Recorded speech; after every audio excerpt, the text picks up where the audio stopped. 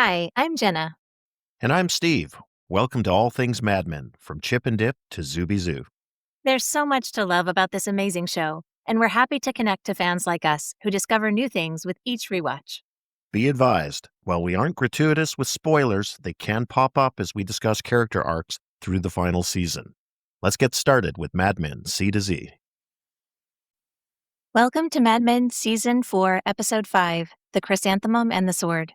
This episode was written by Aaron Levy and Brett Johnson and directed by Leslie Linka Glatter. This episode opens on March 11th, 1965. There is no explicit truth call-out in this episode, but there are a lot of references to lies, honesty, and honor. The episode opens with Don in his office going over the VIX campaign with Faye. Phone rings and it's Walter Hoffman from the New York Times.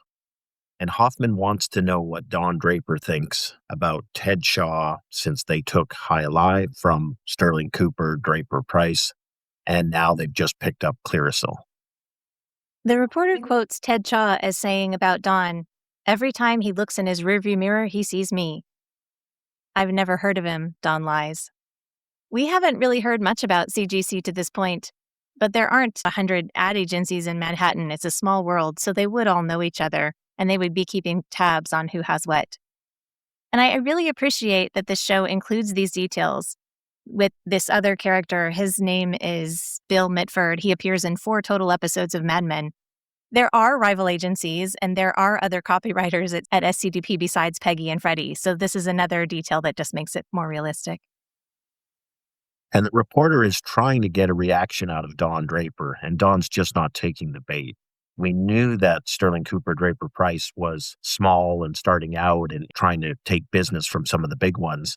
But we can see that this is a continual conveyor belt, and CGC is nipping at the heels of Don's firm, just as Don's firm is trying to steal business from the large ones. There's plenty of competition. There's always someone trying to take your lunch. The next scene opens with Roger reading the newspaper referencing Selma, Alabama. As a very quick note on a long history, on March 7th, 1965, the Southern Christian Leadership Conference organized a march from Selma to Montgomery, Alabama, to confront Governor Wallace about the murder of Jimmy Lee Jackson, an unarmed church deacon and civil rights activist. The day of this march became known as Bloody Sunday. The marchers were led by Hosea Williams and John Lewis, but state troopers and local police stopped them on the Edmund Pettus Bridge and used tear gas and clubs against the people. John Lewis, future congressman, was severely beaten. George Wallace served multiple terms as governor of Alabama and notably opposed desegregation, standing in front of the University of Alabama auditorium entrance in opposition to Black students, and President Kennedy mobilized the National Guard to force him to stand aside so the students could enter and register for classes. And of all of this, Bert asks, "They got what they wanted. Why aren't they happy?"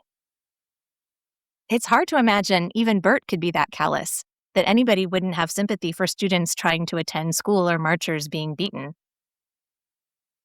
Maybe we'd like to think that everyone would be affected that way, but I think Bert is a lot closer to the truth, that there was a large segment of the population that was struggling to understand the focus of the civil rights movement and exactly what the problem was. It's a striking comment from Bert, especially in the context of Selma, which is probably most notable for just how graphically the violence was presented on TV screens to Americans at the time. I mean, it was clearly a peaceful march, and you've got fire hoses and dogs and truncheons attacking people for marching down the street. You know, they're guilty of no greater sin than that. For a lot of Americans, Selma was a watershed moment and an eye-opener of this brutality.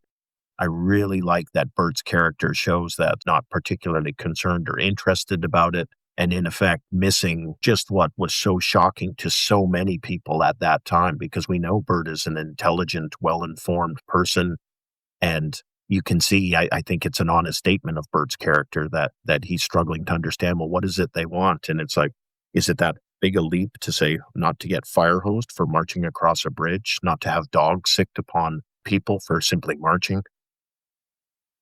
I wanted to talk about Pete specifically being an interesting representation because I feel like we like to think of him as being more open-minded and more progressive.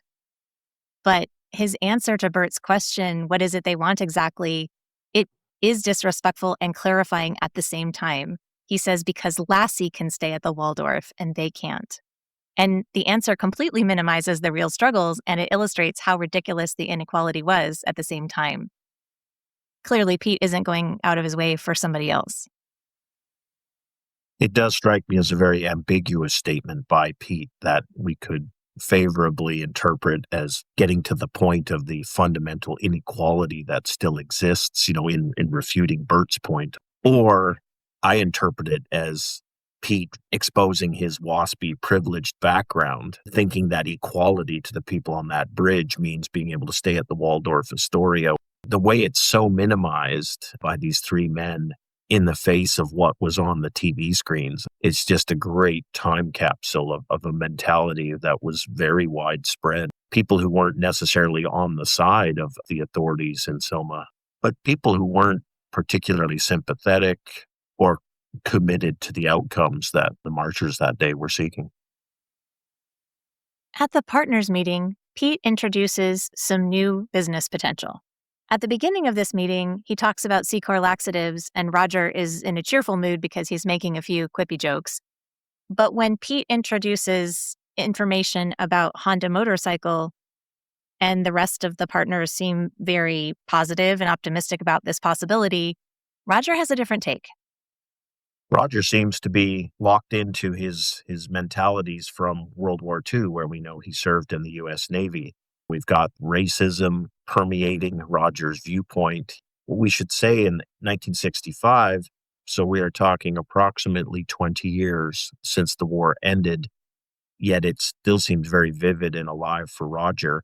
And I think we can really see the lack of comprehension and the lack of shared feelings across the rest of the partners, especially so for someone like Pete, who's young, but even the older people like Lane and Bert are not holding on to it as tightly as Roger. Roger's identity as a veteran is really important to him, and the friendships he would have had as a young man and the experiences there, it is easy to see how defining that would be for him. We're used to seeing Roger rolling over with a joke or chasing whatever makes the most money or serves up the most fun. So an ethical stance is a new look for him. I'm not even sure I would describe it as ethical. It's clear he has very strong feelings about this. And like I think you rightly point out, he's very flippant about everything else. Nothing's sacred, nothing's that serious. And yet this clearly is something that touches something for him that he's not willing to let go. And you can see there's sort of awkward embarrassment at Roger's reaction, but also simultaneously, we know the circumstances of the company and the opportunity to pursue a new client who's looking to expand their business in the United States is really commercially appealing. In fact, Roger says we should get Lyle Evans in here as he's protesting against Honda, and he looks at Bert when he says that. This is a spoiler of something that's coming up, so pause if this is a problem for you. Lyle Evans, it turns out, is the doctor we find out later. He removed Bert Cooper's testicles. But there is no way we would know that now. Apparently, the writers just threw that name in as a reference, and it stirred up all kinds of internet searches and conversation about what it meant when this episode aired. So the ad show writers really know their marketing. But if you rewatch this later in the meeting after Roger's gone, Pete goes, "Who the hell is Lyle Evans?" And Joan says, "I have no idea." And she gives this look when she looks down like she's lying. She would know the secret, right? Roger would know this thing about Bert, and he's not terribly discreet, so he would have told Joan. So Joan does get this reference and how it's supposed to really silence Bert. I love the idea of presenting Honda Motorcycle Company as this up-and-coming sort of unknown thing that's looking to expand in the United States, simply because we know where this story is going to end, right? Honda is a world-beating automotive and engineering company. To see it pop up here at this moment in 1965, I find that really amusing with the benefit of hindsight as to what Honda is going to turn into. At the end of the meeting, Pete mentions the book, The Chrysanthemum and the Sword, a book by Ruth Benedict that discusses the cultural differences between the U.S. and Japan from a World War II lens. Benedict was an anthropologist who taught at Columbia, including Margaret Mead, although it's notable she didn't visit Japan before or during the time she was writing the book. In the next scene at Don's apartment, Sally and Bobby are watching news about Selma marches on TV when Phoebe comes over to babysit. This is clearly something that's happened before. The kids know her. And as Don gets ready to go out, Sally pushes on him a little bit. She says, "You're going to see a girl, aren't you?" And she tells him, "I don't like that." "You don't have to," Don tells her. This man has been manipulating people for the entire series, so Sally's honest expression of her needs as a 10-year-old sadly don't stand much of a chance here. Later in the evening, Phoebe and Bobby are watching cartoons together, so we notice that Phoebe doesn't just send Bobby to go watch TV by himself, and when they watch TV, they're watching something age-appropriate. And then Sally comes out of the bathroom with a haircut she gave herself. "You have short hair and Daddy likes it," Sally tells Phoebe. "I just wanted to look pretty." There's a lot going on with Sally. She's trying to figure out her family life and her identity. She asks Phoebe if she and her dad are doing it, that she knows it's when the man pees inside the woman. I feel like Phoebe handles this about as well as you could. She advises Sally to talk to her mother. She stays reasonably calm. She tries to fix it. Sally doesn't get attention from either of her parents, so it makes sense from a 10-year-old perspective and the daughter of Betty Draper that if you look pretty, people will notice you. And it's so sad. You can almost trace a line for Sally thinking, if I have prettier hair, maybe my father would want to stay home and spend time with me instead of going on a date. I agree with your assessment of Phoebe here as the babysitter trying to dodge the rather sticky topic that Sally's bringing up with her. And it makes sense to me that Phoebe would be competent at that babysitting, right? She's a nurse, she deals with people. Phoebe's doing a solid job as a babysitter, and it's unfortunate that Sally went in the bathroom and cut her hair unbeknownst. But later in the episode, when Don sort of denounces Phoebe for not watching his kids well enough, it feels like an unfair criticism to me. The next scene cuts to Benihana, where the chefs are performing. Don has a fake smile on, but his date, Bethany, doesn't look super impressed.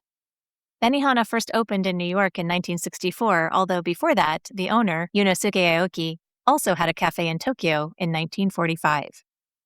We've talked about Don trying to throw money at a problem. Bethany isn't very impressed at Benihana, and Don points out, "This place is very expensive." And the translation is, "Be grateful." And it's not necessarily that Don even wants to spend time with her. He's just using her. He doesn't have Betty looking bright and shiny, so he brings Bethany to dinner. And it's no accident that they're trying to court Honda, and they show up at Benihana. That was my take, that Don is really doing research on Japanese culture, and the Japanese culture you can find is the Japanese steakhouse, which I don't think many people would argue that there's anything traditional or especially Japanese about that. It's really a post-war outcome of the American occupation. It's like saying Olive Garden is the epitome in Italian dining. Yeah, but I would say even worse in the sense of there is no tradition of a steakhouse where they're grilling in front of you and putting on a show, as you dine. Like that whole thing is geared towards Americans who would be relatively affluent in Japan. I also think Bethany's point that she's not impressed, she explains what she means. It's not that it's not an expensive restaurant or the show's not good. She wants intimacy. She wants to have a dinner with Don Draper and get to know him better. And that's just not going to happen at Benihana's seated around the grill. She also points out that they've had 3 dates in 5 months, and she says, "Don't think I don't know why." So that's definitely got to hurt her feelings. Before long, Ted Chaw of CDC shows up. This is his first appearance in the show. He's played by Kevin Rahm. You might recognize him from Desperate Housewives, Judging Amy, Madam Secretary, or the TV series Lethal Weapon. His wife Nan is played by Timmy Prullier. And Ted is full of confidence, arguably describe it as arrogance. He enjoys showing off in front of his wife, and he wants Dawn to know that he knows they're both pursuing Honda as a new opportunity, and basically that he intends to beat him.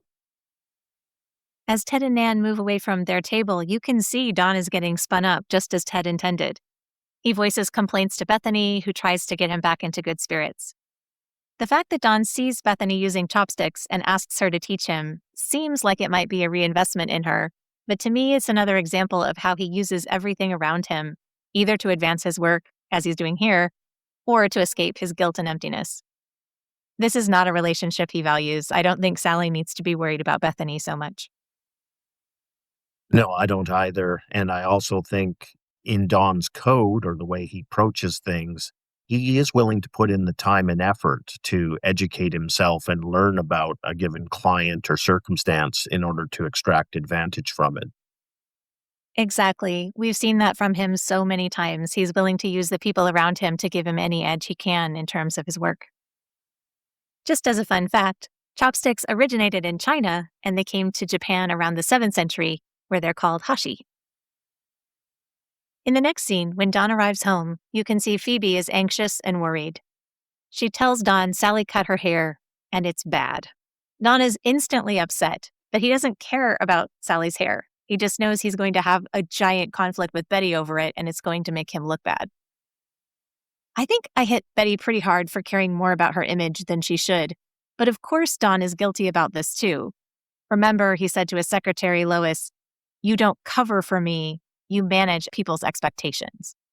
Here, he doesn't ask how Sally's feeling.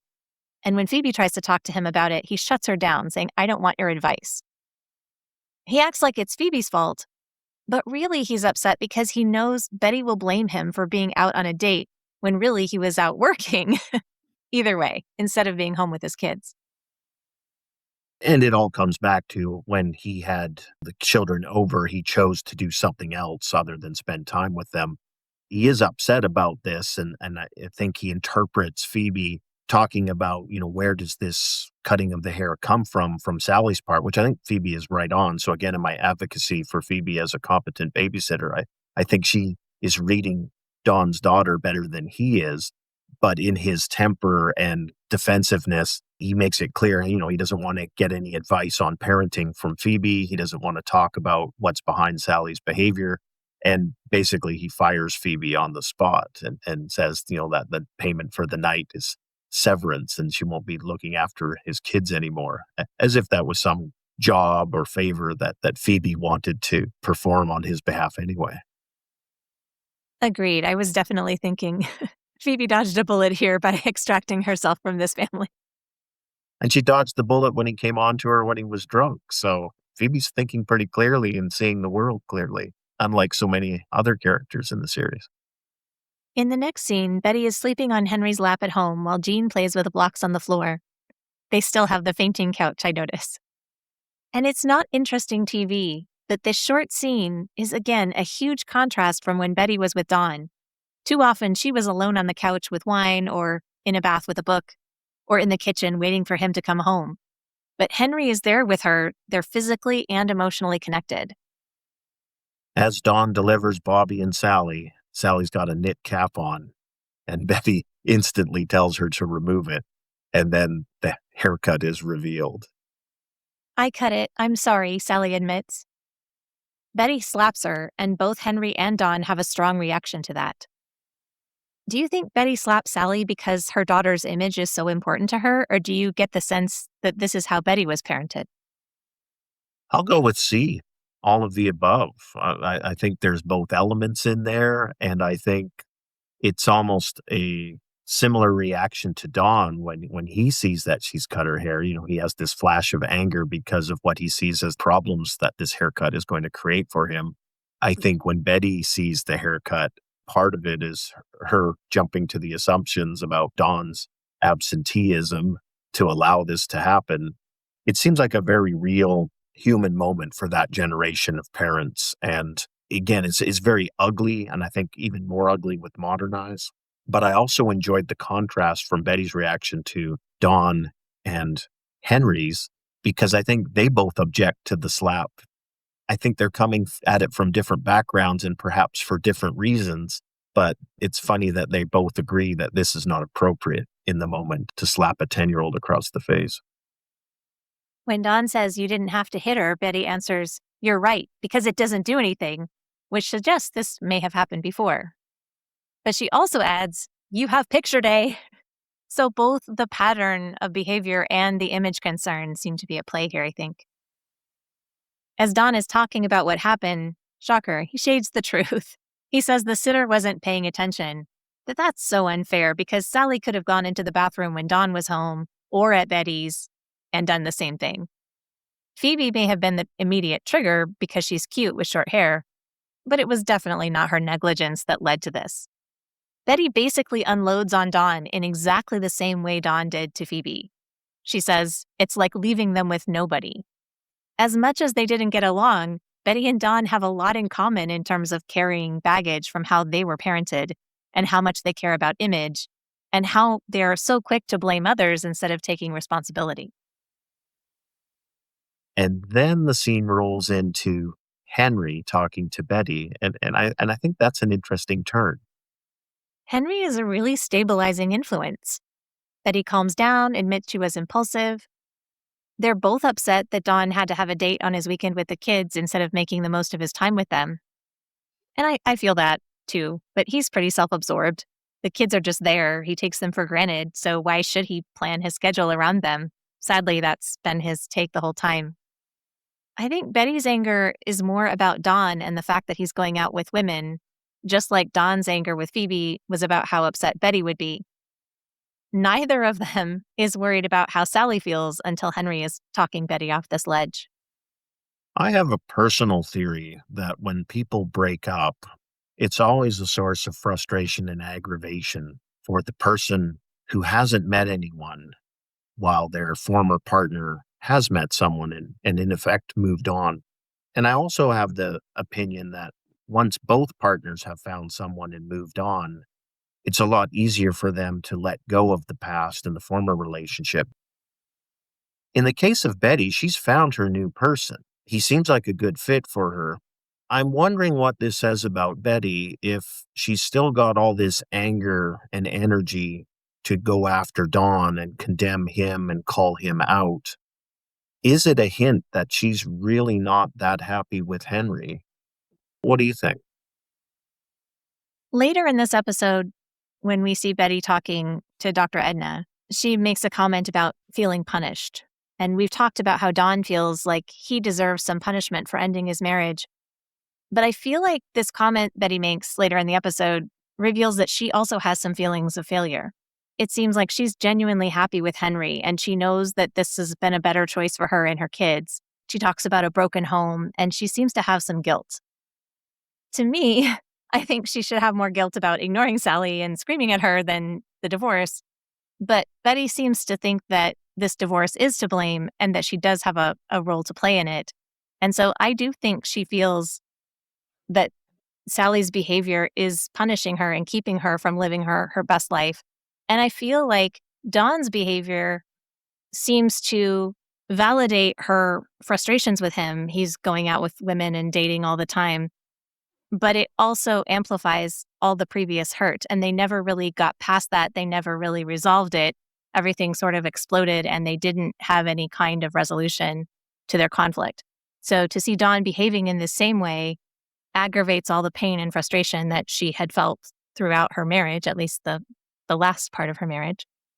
And then the fact that Sally has this behavior, it seems like she might be imposing some of her pain and frustration and ascribing that to Sally to say, look, Dawn, look how harmful your behavior is, not just to me, it's not about me, but it's about our daughter, and you are the reason that this is happening. So I think it's both the discomfort of her guilt about the divorce, and I think it's also the pain of what happened in their marriage and how she still has hurt over that, even if she does love Henry. From my perspective, Henry says all the right things to her with Dawn gone. He calls out Dawn, not devoting himself on, nights when he has custody of the children. And then he shifts over to what should be done with Sally. And Betty had said that she can't do the sleepover. Henry says, hey, you don't want to make this worse. And, his advice is take her to the hairdresser to get the hair professionally sorted out, but also to let her do her sleepover, that this shouldn't ruin her life or take away something that she's really looking forward to her. Betty is questioning of this and says, reward her for this bad behavior, and calls out Henry for being soft. But I think Henry here really is the voice of reason in this. 10-year-olds do this sort of thing. It's not a federal crime. You've got to maintain the family and the trust and the love, even in the midst of trying to discourage wrong behavior. As a viewer, it really strikes me that Henry is a great partner for her in this moment. In the next scene, Pete greets Don at work, saying he's set the Honda meeting for that day. Don't worry, we don't have to do anything but avoid criticizing them or giving advice, he says. Pete is rushing around wrapping gifts ahead of this meeting, and he got chrysanthemums, but now he has to get rid of them because he found out they symbolize mourning. Pete is all in. He's driven, he's focused on making this work. As the clients come in, they do a tour of the offices for the Honda executives, and when Joan meets them, she promises to set them up with a list of good steakhouses. There's no way Joan is going to arrange for them to go to Benihana. She knows better. Joan is friendly and approachable, but the executives only comment on her chest. And as much as we have seen Joan's skills at work, here's another group of men who gloss over that and focus on her looks. It's reassuring to know that these Japanese businessmen are every bit as sexist as the American businessmen we've come to know over the last 3.5 seasons.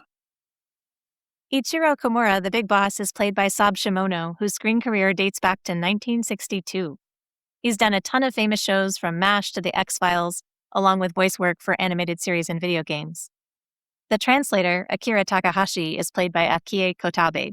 You may have seen him in Gran Turismo, Go Jetters, The Man in the High Castle, Silo, or Wonder Woman 1984.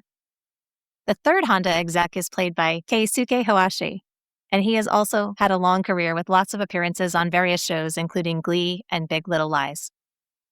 Honda really seems like the ideal client for the firm. They make it clear that they want more drivers for their motorcycles, and they're looking to grow in the United States. Bert mentions that they have some modest gifts, and they go through a little procedure where the gifts are proffered, they are refused, Bert insists, the Japanese accept. So the Japanese actually exchange the gifts in front of the group in the office as the guys who want the Johnny Walker Red take that over the fruit. The scene with the gift giving is so awkward, and Pete is trying so hard. I love when he blurts out, "It's a cantaloupe." It had shades of Animal Crossing fruit gift giving here to me. The meeting seems to be going okay with no criticism or advice, which was their mandate, until Roger makes this appearance. They did set a long lunch for him, so he'd be out of the office, but now here he is. Roger is the opposite of the account man we always see smoothing things over and making it better. He's flinging insults. It's a complete train wreck, and you really want it to stop, but you cannot stop looking at it. I really struggle with believing Roger would behave this way. His account man identity and his need to own a successful firm, I think, would surely override here.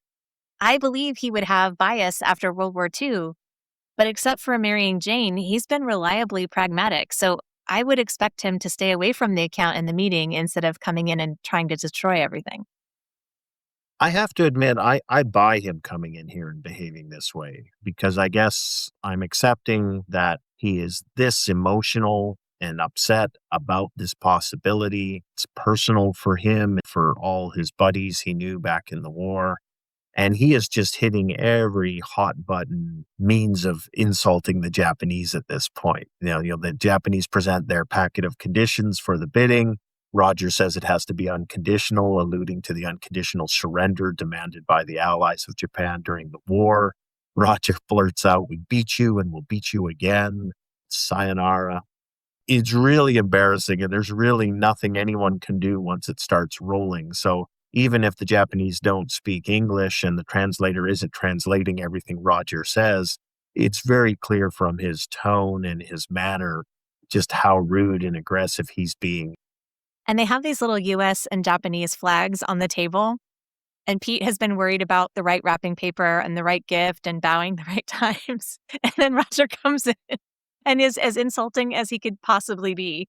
So I guess, the wrapping paper didn't matter as much in the face of that. So Pete tries to smooth it over and he goes, "Roger's wife is very sick. He's been drinking a lot." And that's about the best lie he could possibly offer to help out here. Do you think this is worse than Jansen? When Don snapped his fingers, Jansen felt really embarrassing too, but I can't think of a presentation that has gone worse than this one.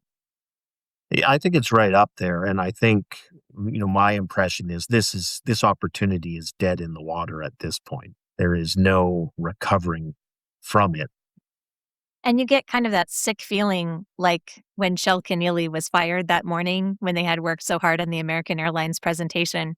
So I love that the show gives us, even if you're not in advertising and don't know anything about it, this emotional roller coaster of hope that you get everything built up, that they're going to get this new client and they're going to be successful. And then something comes along and completely derails all the hard work and the hope they put into it. As the Japanese depart, Don goes out to confront Roger in his office. Don makes it clear to Roger that he doesn't get to kill this account. But Roger's response is that his name is on the lobby and he's got better reasons. So Roger clearly feels entitled to make this call. Pete joins them soon after, layering on his own frustration. It's been almost 20 years, he says, and these are not the same people. Roger's response is, "How do you know? I'm the same people." He says he made a pledge to a lot of men who aren't here anymore, and he's standing up for a value he genuinely believes in. Pete is a guy who went to meet with American Airlines after his father was killed in their plane crash. He is always going to make the client happy if it means better business. And you would think Roger would be that way too, but this is a line for him. And then Pete starts to argue that Roger doesn't want this account because it will make Roger less important in the company and Pete will be more powerful and more influential.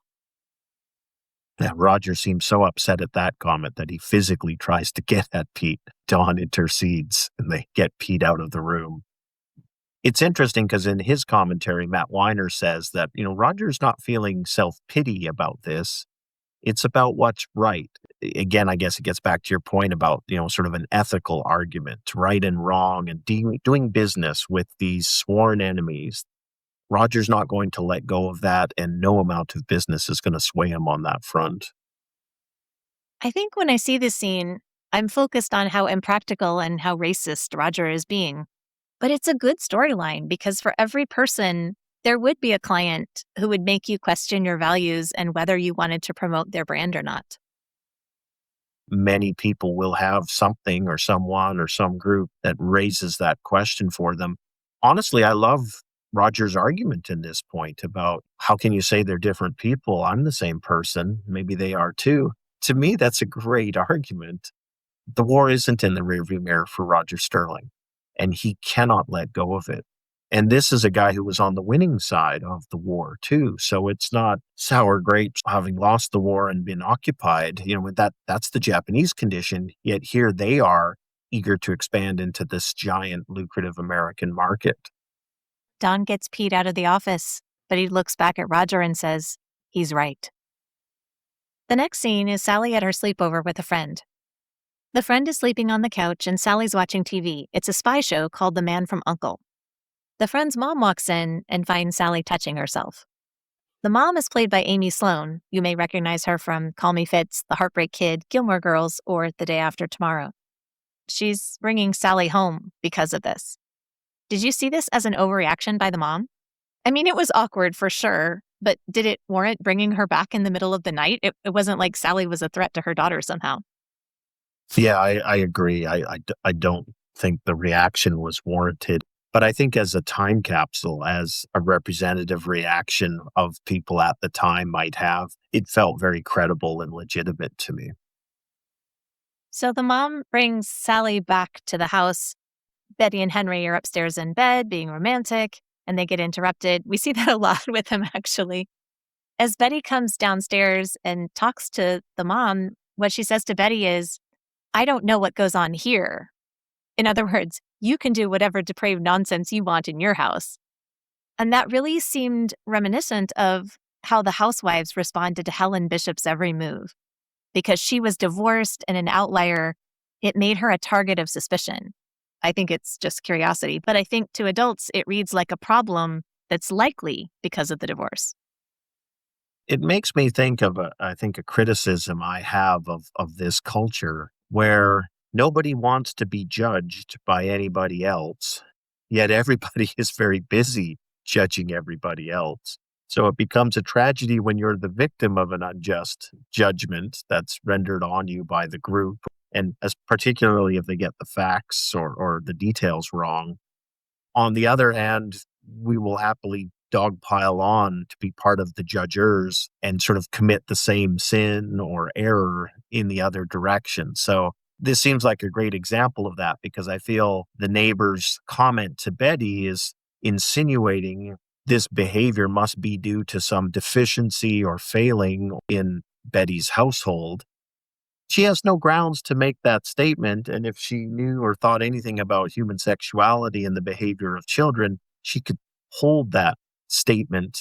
As the scene goes on, and based on Betty's reaction, you can see her relent when it's very clear that Betty is mortified as well and certainly not dismissing or making any excuses or defending this. And then it becomes much more a sort of mutual commiserating a little bit and starting to realize you could very easily be the one getting the knock at the door during the middle of the sleepover in the other direction. Betty takes the news much more calmly and appropriately than you might expect. She doesn't deny it or get angry or become dysfunctional because she's embarrassed, even though she really is. She owns it, she apologizes, and she affirms the mom's decision to bring Sally back. It feels like Betty is very appropriate here, even though it's very uncomfortable for her. I don't think I would use the word appropriate. I think Betty has the upbringing and the manners to behave in a way that the neighbor will perceive as appropriate, and she executes this social move in an adept manner.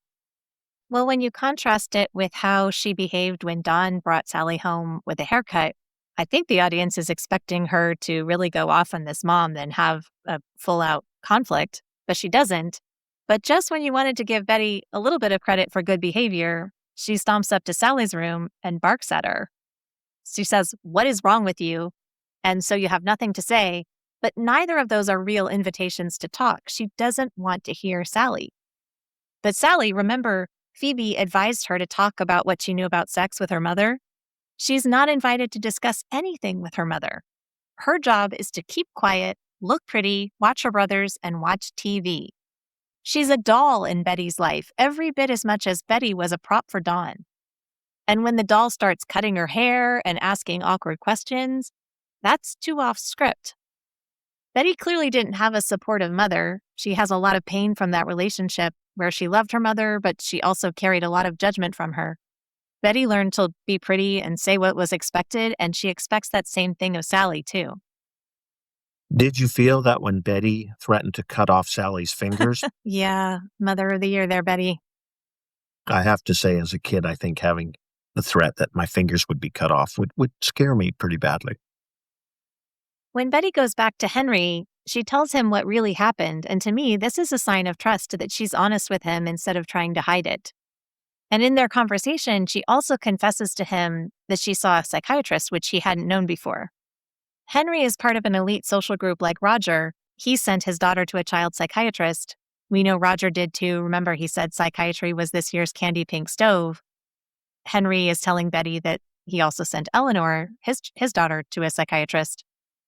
So it feels like Henry, in advocating for Sally to see a psychiatrist, is free of that stigma for her. But it still seems like he's hanging on to a bit of stigma because he's very curious about what that means for Betty, because she went to one. Yeah, it's interesting the duality here, I think, where Henry sees the utility of it and that it benefited his daughter. And I think he's coming from a good place when he suggests it for Sally. But simultaneously, there is this voyeuristic interest in, oh, well, why did you see a psychiatrist, Betty? Back at the office, there's a small moment again in this episode to show us Anna is on Don's mind. He asks Miss Blankenship about the call to California. In the last episode, he put a picture of them on his desk, the two of them. So even though he's not talking about it with anyone, we can still see this is worrying him. Pete comes in to tell Don that even though the meeting with Honda was bad, they got a presentation time, so it looks like it's not so bad after all. And Don reasons there are probably guys at other firms like Roger, so they're talking themselves into this and getting hope up again. That sounds like the cue for our office voice of reason, Bert Cooper, to come in and make it clear they are dead in the water, that despite appearances, the Japanese are too polite. When the rest of the guys push back in their hope that maybe they're not dead. Bert says, did we get a gift in return? A package was received, but Miss Blankenship hadn't brought it forward. She brings it in. It's got Japanese writing. So as the viewer, we think, oh gosh, maybe there is the reciprocal gift coming from the Japanese. It turns out it's from Ted Shaw. And he's changed the lyrics to the Beach Boys, Help Me Rhonda, to Help Me Honda. And Pete grabs for it because he's anxious about confirmation that, yes, their account is going well. And Miss Blankenship won't hand it over because it has Don's name on it. Don has to say, give it to him before she'll let it go. I kind of wish that scene had played out for a little bit longer because I feel like maybe Miss Blankenship could take Pete. I would like to watch that fight, honestly. They're brainstorming about what they could do to make Honda notice them, to give them a second kick at the can. Don's thought is to violate the rules and throw more money and effort at the presentation than they're supposed to. Lane shoots that down, saying that the rules prohibit it, and as well, they simply can't afford it. The fact that Honda isn't seeming to work out seems to fire something up in Don, something positive. We need to make them notice us, but it seems to just reiterate all of Roger's frustrations. So this hasn't gone away as much as he might pretend to try to be better. You can see Bert has led Roger in with this, childish crafted apology. I think that childlike dynamic between Bert and Roger really is what struck me. It's almost like Bert's holding Roger by the ear and dragging him into the room and say, okay, say your thing. But I do think we can see the gears turning in Don's head here as he's poring over what he knows about the Japanese and their code and their manner of doing business, looking for some sort of angle here to get noticed. He puts in the work. He reads the book. He goes to Benihana. He does a lot of things that many of these other guys don't bother doing in his effort to secure accounts and to deliver something special for the client. The next scene shows us Don at home, and he is reading The Chrysanthemum and the Sword. So he's doing some research. He's trying to figure out what his angle could be when Betty calls, explaining why she wants Sally to see a psychiatrist. Their whole conversation quickly escalates because they never resolved the hurts between them. Betty feels like Don never gave her the attention and care she craved, and he betrayed her trust. And Don feels like Betty was a symbol of stability and normalcy, and if she rejected him when she knew about his identity, then all the things he doubts about his self-worth must be true. So it's very easy for them to fall into this rhythm of fighting.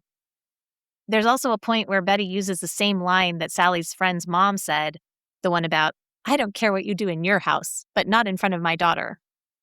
That comment made her feel ashamed, so she's throwing it at Don here. I have an issue with the way Betty presents what Sally did. She says, Sally was masturbating in front of a friend, to which Don rather humorously responds, boy or girl.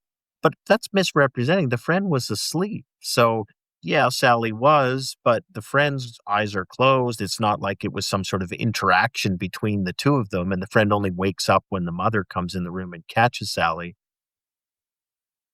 The sniping back and forth between Don and Betty feels icky and familiar. We've seen them bicker like this before, and nothing about it feels good. You can score points, but nobody ever wins. Ostensibly, they're talking about Sally, but really, they're just exploring their old hurts. And to your point, they're really not getting to the truth about what's going on with Sally, and neither of them seems to have a lot of compassion or curiosity about what's going on with her. It almost feels like Sally is the last thing they're actually discussing here or focus of their attentions. The one thing I'll say, just going back to, Don's reading the book about the Japanese, he's doing this at a moment when, for all intents and purposes, they are dead in the water. So again, this effort that he's putting into it and trying to find an angle is in the midst of sort of, hey, well, maybe just minimize your losses at this point and don't waste any more time on it. Now, maybe it's also a sad reflection of where he is in his life, where what better do you have to do tonight, Don, than read a book on a long shot chance of finding something useful that you can leverage. As much as we're very critical about Don Draper in his relationships and in his parenting, he does have the professional chops. He brings them to the table. and he does deliver as this creative director. The next day, we're back in the offices of Sterling Cooper Draper Price, and we see Joan, Pete, and Peggy, and Joey gathered around the drinking bird toy. And this is that little plastic bird that sits on the edge of a cup and basically tilts in so it looks like the bird is drinking.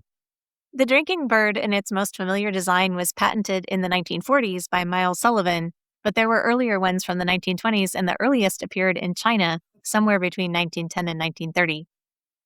The office staff are fascinated by this toy, and it feels like the presence of this toy in the office is a nod to youth culture. This was a place with formal suits, and it's becoming more casual in fashion.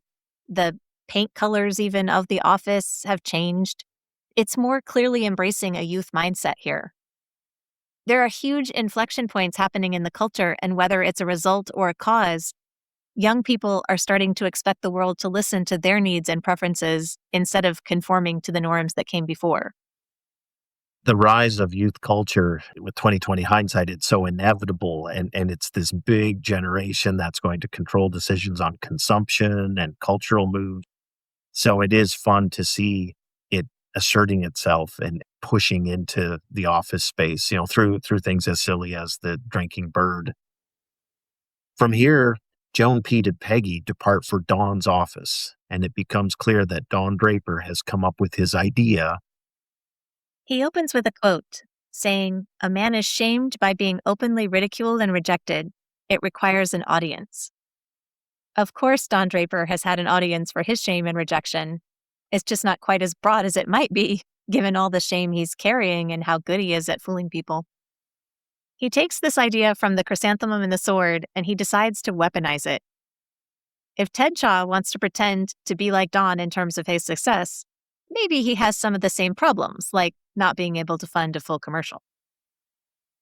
And as well, this same mentality is rules don't apply to me. How can I get noticed? What can I do over and above?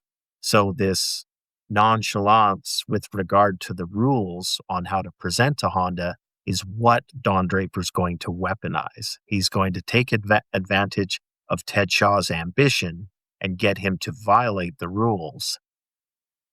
We're back to this heist mentality again, and I feel like we love this for them. This creative, constructive, let's do something about it mindset is exciting when Don Draper is that way instead of disappointing somebody. The scene cuts to Joan meeting with the commercial director that Ted name dropped at Benihana to Don. They intentionally drive a Honda by the office during the meeting, and Joan mentions all kinds of expensive scenes that require closing Fifth Avenue or shooting the Staten Island ferry. I kind of like to see that commercial that they were making. This director says he's really up for it, he's very interested, but he has no time in his schedule. Clearly, he's Ted's guy. And he goes running back to Ted with this information. And then I love this scene where Ted is discussing what kind of person is Don Draper, what are they up to over there, and what does this mean for what we're going to do? Nobody does it quite like Don Draper, but Ted has the same appreciation for precise and poetic language. He's got pauses for dramatic beats. Ted isn't just a pesky fly. He's got skills here as he presents his idea. What I also like is that Ted calls in Smitty, who we learn has since gone to work at CGC, and starts asking about Don. Is he the kind of guy that would break the rules? He doesn't really like what Smitty has to tell him. Smitty confirms that Don Draper doesn't feel rules apply to him, but he also says that he's a genius, and it's pretty clear that Smitty doesn't pretend to understand Draper or have him figured out. I think Ted is frustrated both for the lack of utility of what Smitty's just told him in order answering his immediate question of does he violate the rules and go in all in on a commercial for Honda, but he also has a lot of jealousy and ego. Smitty shares two ideas. Don doesn't think the rules apply to him, and he's always thinking on the edges of where you are. He's a genius. So for a show that's always exploring who is Don Draper, I love how we see these multiple definitions of him. He's a genius rule breaker. He's a pathetic drunk. He's a cheater, a womanizer. He's a handsome cipher. He's lonely. Few shows give us so many sides of a person, even though humans are so complex in terms of their choices in different contexts. And after this conversation with Smitty, Ted decides they are going to make a commercial. CGC's version of Lane is in the office, and he tells them, "We do not have the money for this." So I think Don's earlier comment that they're the same size as us, they face the same limitations and scarce resources as us. I take that as being correct and confirmed by the CGC Lane. The other thing that was interesting to me is I feel that Ted is on the verge of sniffing out Don's little ruse here. He mentions that idea. So before he launches it down the path of we'll do the commercial and we'll go all in for this, he is wondering and contemplating, is it possible that this is a ruse designed to deceive him and bait him into doing something that he really shouldn't? And again, I like the respect for the character of Ted Shaw, that he's smart enough to smell a rat here. Ted isn't a robot who follows traditional, boring ad campaigns and can't appreciate creativity. Ted is a rival for Don, and he is pesky and he is annoying, and we get why Don hates him, but he's not stupid and he's not ill-equipped. He's talented. So I appreciate that the show gives us this person instead of a wooden, boring, easy to beat kind of a foe. And just a shout out to Joan here, because back when Don was laying out this little plan, you could see it going right over the heads of Peggy and Pete. But Joan clued into it immediately, and she knew what the game was. The next scene is lovely. It's short, but we're appreciating this heist element because we might as well see Ted go down and have Don win. It's some pretty elaborate trickery that they're wielding here. We see Joey sitting outside the, quote, closed set, while inside, Peggy is riding a Honda around an empty soundstage, trying to convince Ted's people that SCDP is actually filming a Honda commercial. Yeah, it is a fun sort of iconic image, I think, from the show. And a show where there's really no action scenes. So just Peggy on a scooter circling around an empty studio. This scene really reminds me of roller skating later in season 7. And just seeing Peggy here, it's a bit of expression of freedom. And of course, she's a different person at that point, but it is a little bit of funny foreshadowing.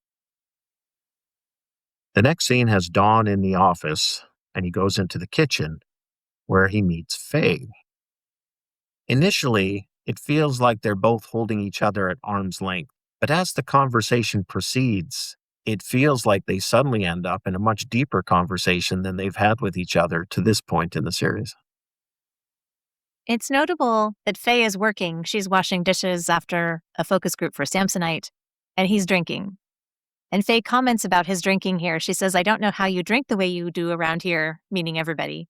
And as the audience, of course, we've noticed the smoking and the drinking in this office as being excessive. But this season, various characters are mentioning this to Don as noticeable behavior. There was Phoebe and Joey and Roger. Allison said, "You drank it all," when he wondered where his booze went. Lane noticed him spilling it on the rug as he was pouring.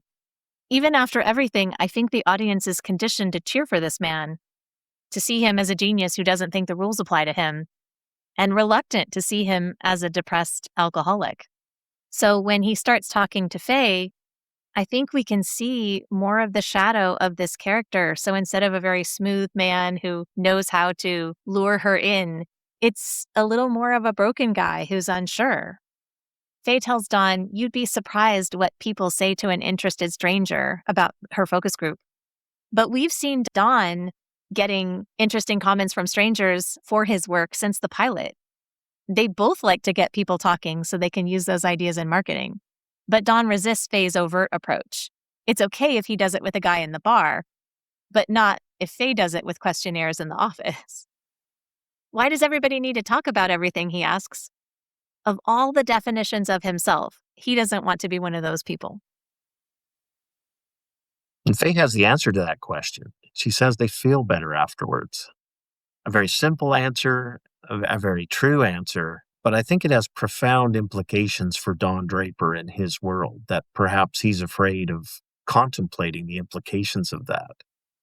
it feels he's being polite as he asks what her husband does, given that she's wearing a wedding ring. And at this point, Faye confesses that the wedding ring is just a stop sign she wears to keep people from flirting with her in the office. You could see this as dishonest, but I respect her for managing her space in this advertising world. We've seen what Peggy and Joan and other women have gone through, and we can guess Faye has suffered unwanted comments and attention. So it's a false identity she's presenting to the world, but it's not anywhere in the neighborhood of Don's lie in extremity or intention. In terms of Faye talking about how people feel better when they talk about things, this feels like such a potential lifeline for Don. We know that Anna knows some of Don's truth, but not the whole thing. And Pete and Roger know little bits. We talk about Don telling Betty the truth, but he didn't say everything. So he isn't done talking and he doesn't feel better. And with Sally on the way to a psychiatrist, I can't help thinking that could be a way out for him. Of course, we know that's not Don. He does need to talk to feel better, but he's too attached to this cowboy identity of being strong and not too attached to anyone and not needing things from people. Yeah, but to be fair about where does that come from in Don Draper, I do agree there is a sort of masculine ideal of that independence and not needing anyone. But I think we also have to nod in the direction of his upbringing, where he literally had no one. There was no one he could go to, no one to trust. He's betrayed multiple times. It's not Don Draper saying, "Hey, I want to be this independent, sovereign, masculine hero," so much as it's, "I have learned that there is no help or support coming. I'm on my own."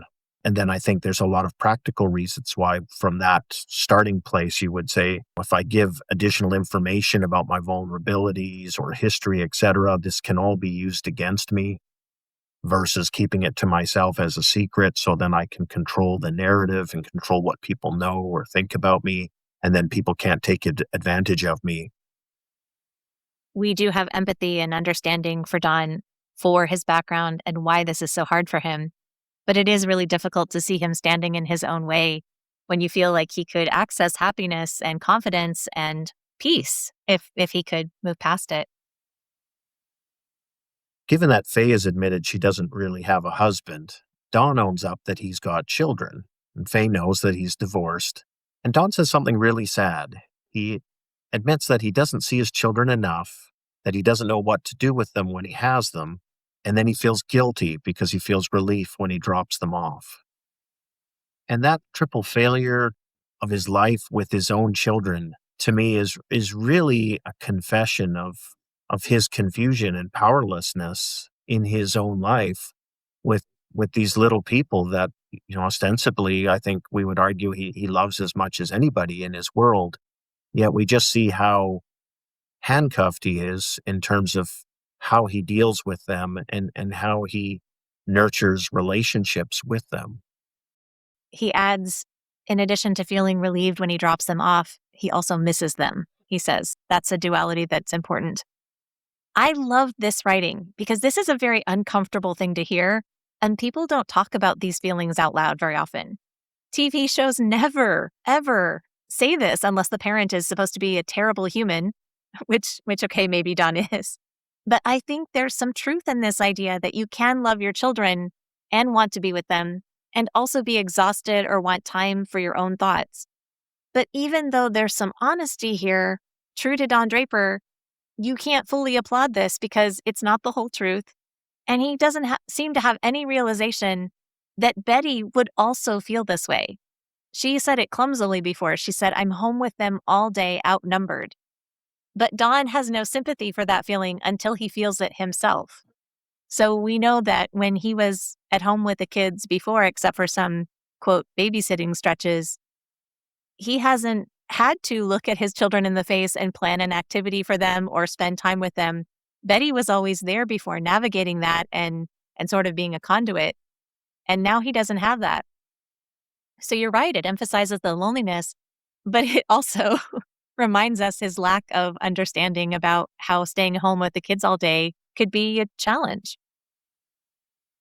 Well, and continuing with the theme of vulnerable Don Draper, he admits to Faye that Betty thinks their daughter needs to see a psychiatrist. And knowing Don Draper's feelings about that, this is a very vulnerable Don Draper in this moment. And she says something really kind. She says, I can't say there's any evidence to support this, but I'm pretty sure if you love her and she knows it, she'll be fine. Which is a very kind, supportive thing to say without getting too terribly intimate or drawn into his web herself.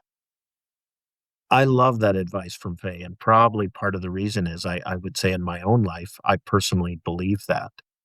If your loved ones know you love them and that you have good intentions for them, they can forgive an awful lot because they know where you're coming from and they have that security, that foundation for the relationship.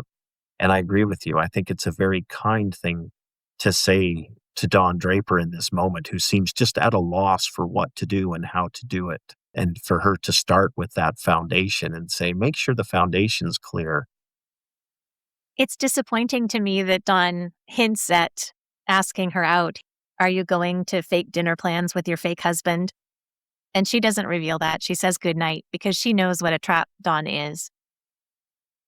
Do you think Faye has just demonstrated her professional magic in Absolutely. this moment with Don Draper? She's just run a focus group of one and got him to spill his guts.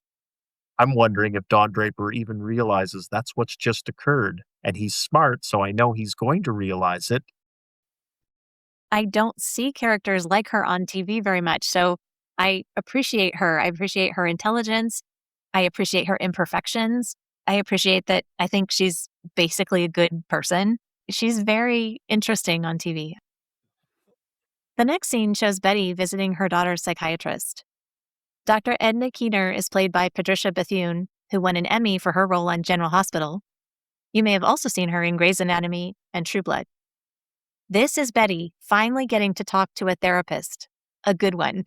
She never had that before. At the end of the scene, Betty asks, "Will you tell me what Sally talks about in here?"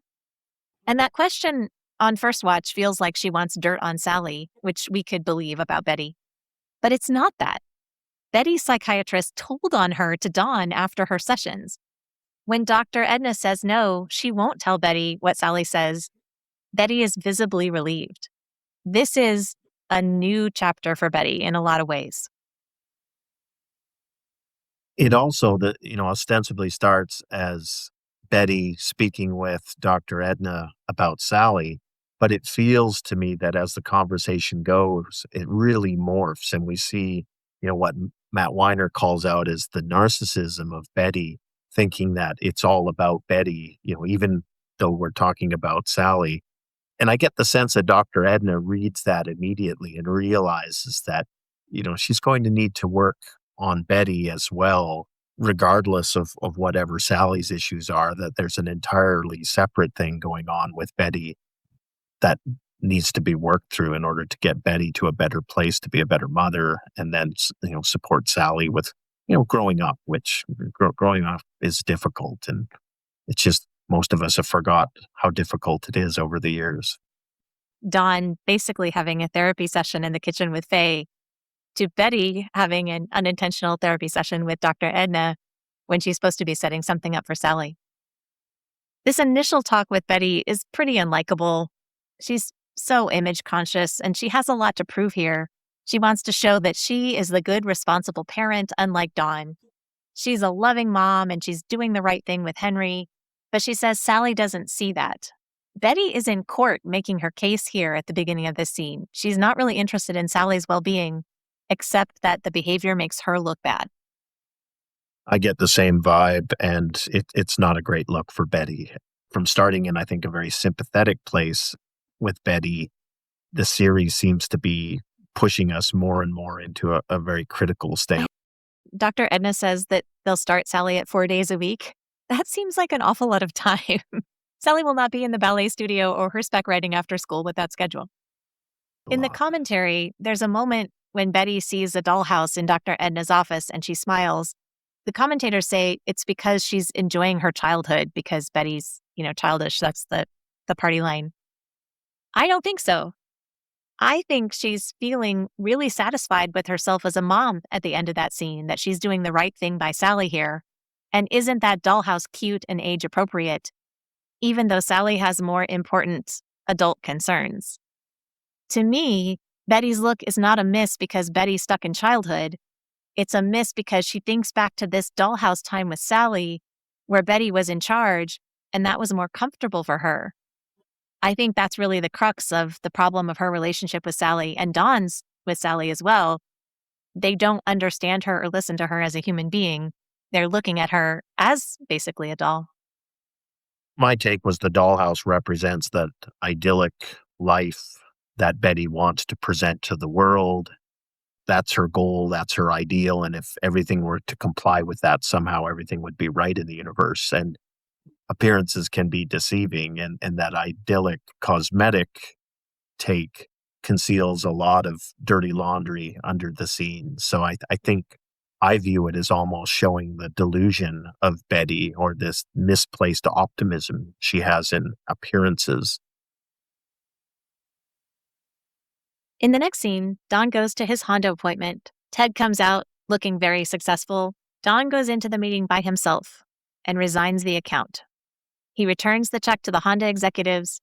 He tells them he doesn't want to be a part of a contest that doesn't honor its own rules. The hypocrisy of Don Draper trying to go in there and talk about honor is a little bit eye-popping. I appreciate his chutzpah, but it is hard to take that this guy is moralizing. It reminded me of Helen Slater's character telling Jack Nicholson's in As Good as It Gets, I'm sorry, Melvin, but you do not get to teach my son manners. It's like Don Draper goes in and teaches the executives about honor and honesty. But I love the cojones of it, because based on what Honda knows, he is weaponizing their own code, their own honor against them, and using it to cut the throat of cocky, arrogant Ted Shaw, who bumps into him going into the meeting, and he actually calls Don Draper Donnie. And he's just brimming with confidence, and he says, I wouldn't want to follow the presentation I just gave him, right? So it's worked hook, line, and sinker. He knows that. And the fact that he writes out the refund of the $3,000 check from Honda right in front of them in the room, his whole little plan working to perfection. Don wanted to show some fireworks, and instead he got to be morally righteous. And Roger could not go in and do this after what he said in the meeting, but really, this is the outcome Roger wanted after all along, to say no thanks to this. And speaking of Roger, the next scene has Roger in his office feeling sorry for himself. He tries to talk about World War II with Joan.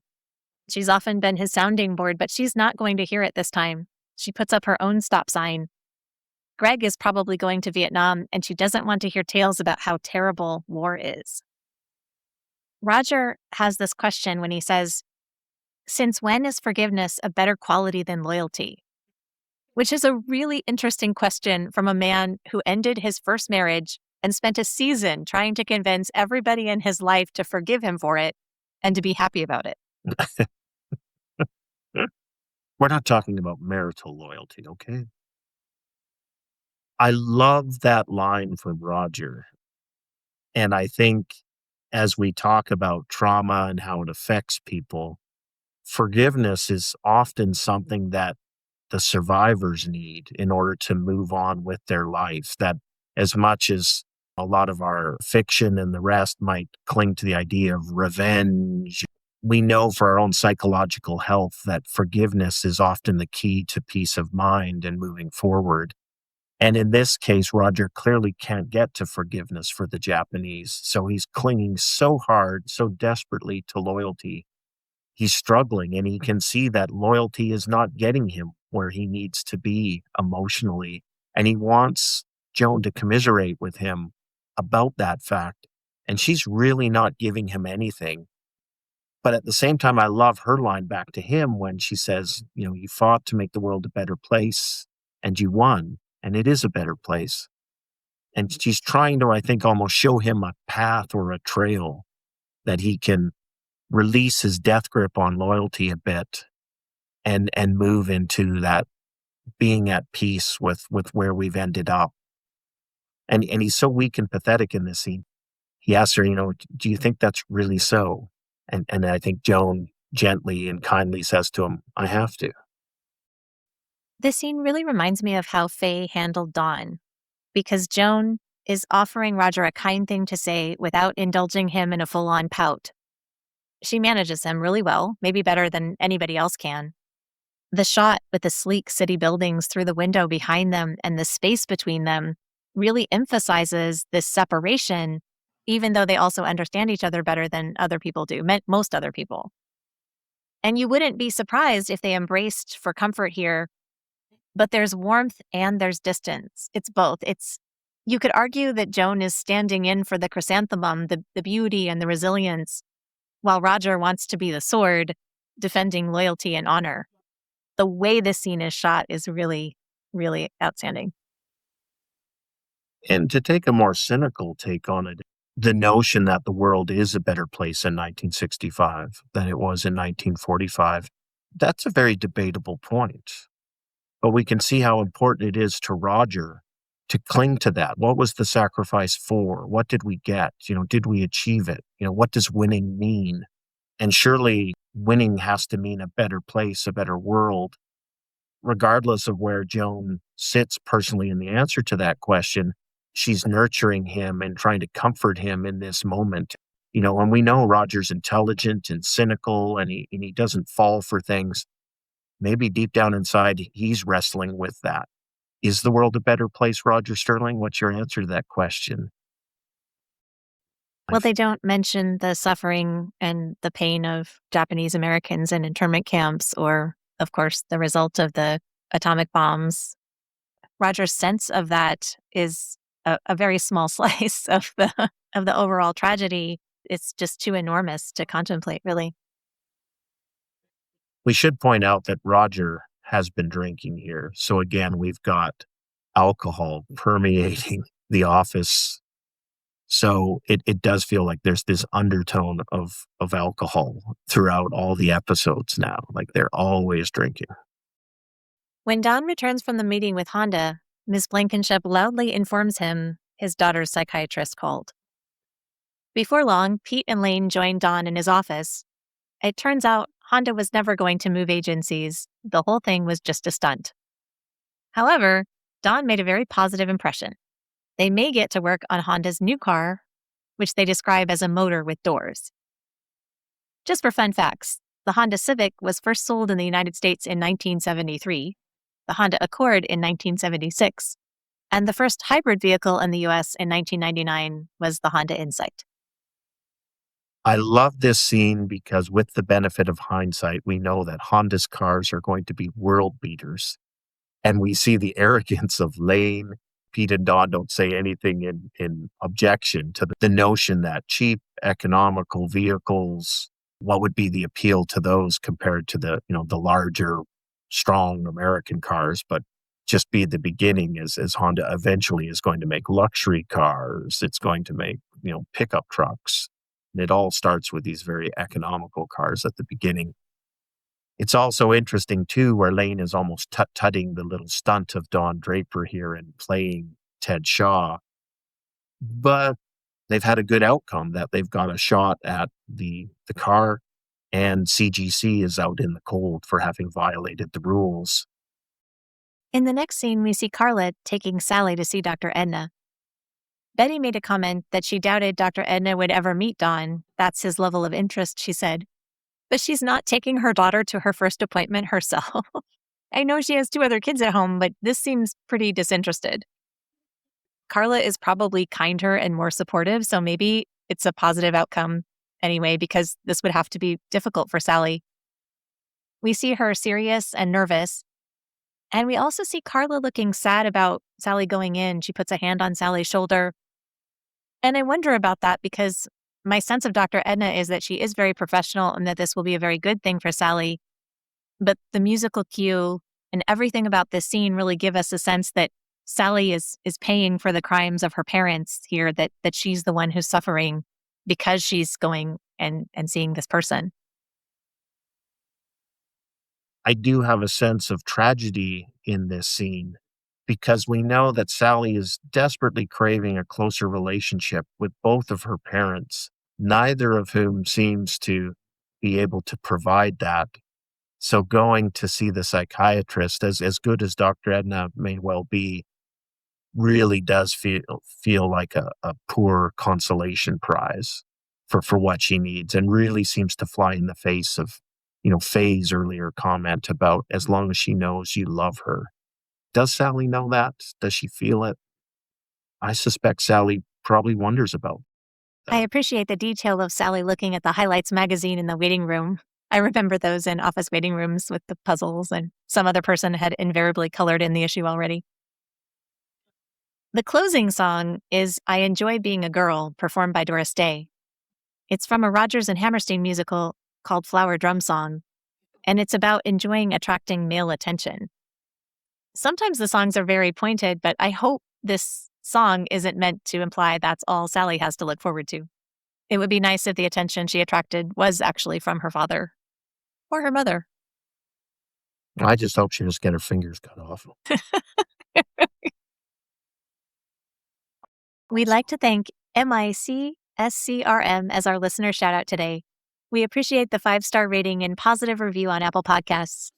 Thank you so much for your kind feedback, and thank you to all our listeners and supporters. We appreciate you. That's it for this episode of All Things Mad Men, from Chip and Dip to Zooby Zoo. Visit our website, madmenctozee.com, to vote for your favorite sterling lines and to share your opinions on our double dip questions for each episode. You can find us on Instagram and YouTube at MadmenC2Z, and please listen, like, and subscribe. That's what the podcast's for. Thanks for listening, everybody.